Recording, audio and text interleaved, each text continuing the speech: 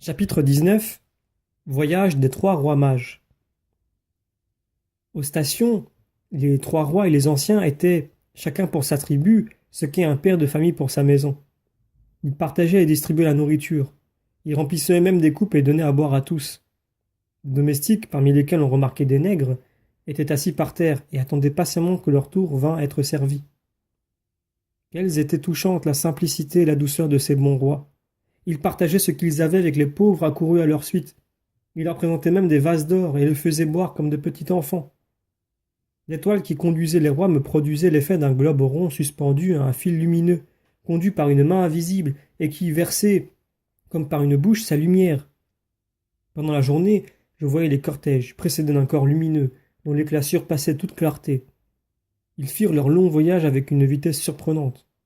Leur monture allait d'un pas égal et léger, aussi uniforme, aussi rapide que le vol des oiseaux de passage. Pendant la nuit, ils ralentissaient quelquefois la marche, et alors ils entonnaient tous ensemble des chants singulièrement touchants et expressifs. Ils improvisaient et chantaient alternativement des vers tels que ceux-ci. Nous voulons franchir les montagnes et nous agenouiller devant le nouveau roi. L'un d'eux commençait, et tous les autres répétaient le vers qu'il avait chanté, et il continuait ainsi en chevauchant. Il y avait dans ces mélodies, qui interrompaient le silence de la nuit, quelque chose d'extrêmement doux et émouvant. Voyez les suivants, pendant la nuit, l'étoile qui semble toucher la terre de sa longue chevelure. Ils la regardaient avec joie et confiance, et s'entretiennent ensemble, assis sur leur monture. Le cortège marche en bon ordre. Un grand chameau est en tête avec des coffres suspendus à ses flancs. Sur sa bosse, couverte d'un large tapis, est assis un des chefs, le sceptre à la main, un sac auprès de lui. Puis viennent les bêtes de somme, grandes comme des chevaux ou des ânes de haute taille, portant les serviteurs et le bagage de ce chef.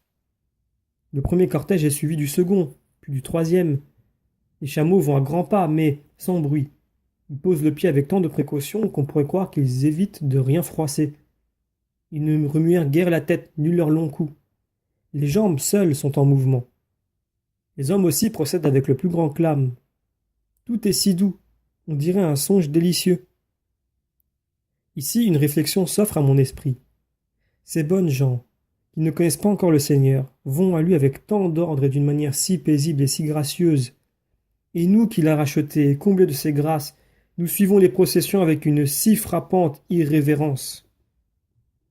Arrivés à une ville dont le nom ressemblait à Kosour, et qui se composait de tentes dressées sur des fondements en pierre, les cortèges s'arrêtèrent chez le roi du pays, qui habitait à peu de distance de là. Depuis leur réunion dans la cité en ruine, ils avaient fait environ 63 lieues. Ils racontèrent au roi de Kosour tout ce qu'ils avaient vu dans les étoiles.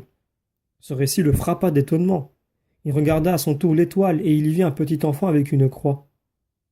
Il les pria de lui rendre compte, à leur retour, de ce qu'ils sauraient, car ils voulaient aussi dresser des autels et offrir des sacrifices à l'enfant. Je les ai entendus lui exposer l'origine de leur coutume d'observer les astres. Voici ce que j'ai retenu. Les astres des trois rois descendent de Job, qui avait habité près du Caucase et possédait des terres dans des contrées encore plus éloignées. Environ 1500 ans avant Jésus-Christ, il ne formait qu'une seule tribu. Le prophète Balaam était de ce pays. Un de ses disciples y avait répandu et expliqué sa prophétie. Une étoile naîtra de Jacob. Sa doctrine avait trouvé beaucoup de prisons. Ils avaient élevé une grande tour au sommet d'une montagne et plusieurs savants astrologues y demeuraient alternativement. J'ai vu cette tour qui était très large à la base et terminée en pointe. Toutes leurs observations astrologiques se conservaient par tradition. Elles furent interrompues à plusieurs reprises par suite de divers événements. Plus tard, les hommes s'adonnèrent à la plus abominable idolâtrie et sacrifièrent des enfants pour accélérer l'avènement de l'enfant promis. Environ 5 siècles avant la naissance de Jésus-Christ, ils avaient cessé de regarder le ciel. Alors leur race s'était divisée en 3 tribus qui avaient pour chef 3 frères. Ces frères qui vivaient séparés, ainsi que leurs tribus, avaient 3 filles, gratifiées par Dieu du don de prophétie. Revêtues de longs manteaux, elles parcouraient le pays et prédisaient qu'une étoile annoncerait l'enfant qui devait naître de Jacob. On se remit, en conséquence, à observer les astres, et le désir de l'avènement de l'enfant redevint très vif dans les 3 tribus. Les 3 rois descendaient en ligne directe de ces 3 frères, qui en 500 ans avait formé 15 générations. Ils différaient de teint parce qu'ils s'étaient mêlés à diverses races. Depuis 5 siècles, les ancêtres des trois rois n'avaient jamais discontinué de se réunir, à diverses époques dans la tour, et d'y être attentifs au cours des astres. Tous les faits remarquables, surtout ceux qui se rapportaient à l'avènement du Messie, leur étaient annoncés par des constellations merveilleuses. Depuis que Marie avait été conçue, c'est-à-dire depuis 15 ans, ces constellations indiquaient plus distinctement que la naissance de l'enfant était proche. Ils avaient même vu plusieurs signes qui présageaient la passion de notre Seigneur. Ils pouvaient supputer le temps de l'apparition de l'étoile qui, suivant la prophétie de Balaam, devenait de Jacob, car ils avaient vu l'échelle de Jacob, et d'après le nombre des échelons et la succession des images qui s'y montraient, ils pouvaient calculer l'approche du salut. L'échelle venait en effet aboutir à cette étoile, ou bien l'étoile était la dernière image qui s'y montrait. Au temps de la conception de Marie, ils avaient vu la Vierge avec un sceptre et une balance portant sur ses plateaux du froment et des raisins. Plus tard, la Vierge leur apparut avec l'enfant. Ils virent ensuite Bethléem sous la forme d'un château magnifique, d'où se répondait une abondance de bénédictions. Puis la Jérusalem céleste, séparée de Bethléem par un chemin lugubre, plein d'épines, de combats et de sang. Ils interprétèrent ces visions au sens propre. Ils croyaient donc que le nouveau roi était né au milieu de cette magnificence et que tous les peuples allaient se prosterner devant lui. C'est pourquoi ils allaient aussi lui porter des présents. Ils prenaient la Jérusalem céleste pour son royaume sur la terre, et c'était là qu'ils pensaient arriver. Ils supposaient que le chemin sombre figurait leur voyage, ou bien une guerre dont le roi était menacé. Ils ne savaient pas que c'était l'image du douloureux chemin de la croix. Ils virent ces figures dans les constellations au moment même de leur accomplissement. Ils les virent continuellement pendant les 3 dernières nuits. Alors celui qui occupait le premier rang entre eux envoya des messagers aux autres, et ayant vu des rois offrir des présents aux nouveau-nés, ils se mirent en chemin pour ne pas être les derniers à lui présenter leurs hommages. Toutes les tribus adonnées au culte des astres avaient vu l'étoile, mais celles-ci seules la suivirent. L'étoile qui allait devant eux n'était pas une comète.